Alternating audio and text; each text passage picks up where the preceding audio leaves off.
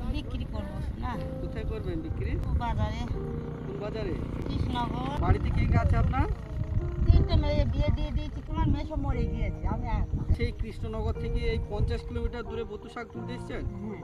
আপনার এই শাক বিক্রি করে কত হবে দিন? যা হয় 2 কেজি চাল হলে 4 দিন হবে আমার। তলারগুলি কলমি শাক তুললাম, আর ওই করা বেঁচে শাক আর তুলবো না, নিজে খাবো না। এই যে আমি যদি আপনাকে কিছু পয়সা দিই তাহলে কি আপনি 70 কিলো করে বিক্রি করতে পারবেন? একদিনে তো কমবে না। আমি তুলে দিচ্ছি আমি আপনার এখানে তুলে দিই।